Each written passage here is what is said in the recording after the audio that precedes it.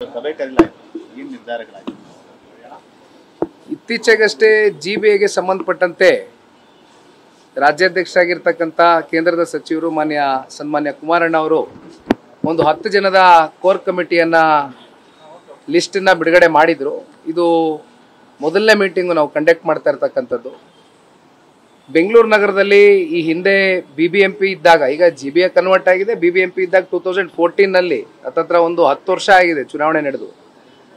ಆ ಸಮಯದಲ್ಲೂ ಕೂಡ ಇವತ್ತು ನಾವು ಒಂದು ಡೇಟಾ ಅನಾಲಿಸಿಸ್ನ ನಿಮ್ಮ ಮುಂದೆ ಇಡ್ತಕ್ಕಂಥದ್ದಾದರೆ, ಬೆಂಗಳೂರು ನಗರದಲ್ಲಿ ಜನತಾದಳ ಪಕ್ಷದ ಪರವಾಗಿ ಒಂದು 14 ಸೀಟ್ಗಳನ್ನ ಗೆದ್ದಿದ್ವು 198ರಲ್ಲಿ. ಇನ್ನು ಮಿಕ್ಕಂಥದ್ರಲ್ಲಿ ಒಂದು 28 ಸೀಟು ಸೆಕೆಂಡ್ ಪ್ಲೇಸ್ ಬಂದಿದ್ದೀವಿ.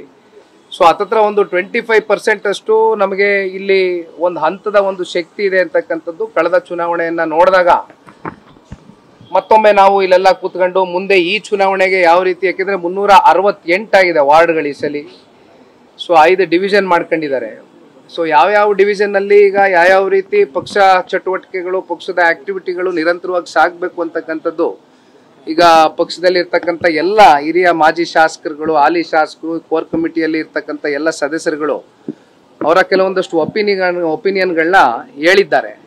ಇನ್ನೊಂದಷ್ಟು ಸಮಿತಿಗಳು ಕೂಡ ರಚನೆ ಆಗ್ತಕ್ಕಂಥ ನಿಟ್ಟಿನಲ್ಲಿ ಒಂದಷ್ಟು ಟೈಮ್ ಫ್ರೇಮ್ನು ಕೂಡ ಫಿಕ್ಸ್ ಮಾಡ್ಕೊಂಡಿದ್ದೇವೆ. ಬಹುಶಃ ಇನ್ನೊಂದು ವಾರ 10 ದಿನದಲ್ಲಿ ಇವೆಲ್ಲವೂ ಕೂಡ ಕಾರ್ಯರೂಪಕ್ಕೆ ತಗೊಂಡು ಬಂದು ಗ್ರೌಂಡಲ್ಲಿ ಇಳಿದು ಕೆಲಸ ಮಾಡ್ಕೊಳ್ತಕ್ಕಂಥದಕ್ಕೆ ಈಗ ಪಾರ್ಟಿ ಕಡೆಯಿಂದ ಎಲ್ಲ ಸಿದ್ಧತೆಗಳನ್ನ ಮಾಡ್ಕೊಂಡಿದ್ದೇವೆ. ಮೈತ್ರಿ ಬಗ್ಗೆ ಅಥವಾ ಸೀಟ್ ಶೇರಿಂಗ್ ಬಗ್ಗೆ ಏನಾದರೂ ಡಿಸ್ಕಸ್ ಆಗಿದೆ ಸರ್? ಈಗ ನಮ್ಮ ಮುಂದೆ ಇರ್ತಕ್ಕಂಥ ಪ್ರಮುಖವಾದಂಥ ವಿಚಾರ, ನಮ್ಮ ಪಕ್ಷವನ್ನು ಬಲವಾಗಿ ಕಟ್ಟಬೇಕು. ನಮ್ಮ ಪಕ್ಷದಲ್ಲಿ ಈಗ ಇರ್ತಕ್ಕಂಥ ಯಾರು ಈ ಕಾರ್ಪೊರೇಟರ್ಗಳಿರ್ಬೋದು, ಯಾರ್ಯಾರು ಹಿಂದೆ ಗೆದ್ದಿದ್ರು ಅಥವಾ ಈಗಿರ್ತಕ್ಕಂಥ ಪ್ರಬಲವಾದಂಥ ಲೀಡರ್ಶಿಪ್ ಎಲ್ಲಿದೆ, ಯಾವ್ಯಾವ ಅಸೆಂಬ್ಲಿ ಸೆಗ್ಮೆಂಟ್ಗಳಲ್ಲಿ ಅವರೆಲ್ಲರೂ ಕೂಡ ಕರೆದು ಮಾತನಾಡ್ತಕ್ಕಂಥದ್ದು, ಅವ್ರನ್ನೂ ಕೂಡ ಒಂದು ಪರಿಗಣನೆಗೆ ತಗೊಂಡು ಹೋಗ್ತಕ್ಕಂಥ ಕೆಲಸ ಮಾಡ್ತಕ್ಕಂಥದ್ದು ಒಂದೇ ನಮ್ಮ ಉದ್ದೇಶ.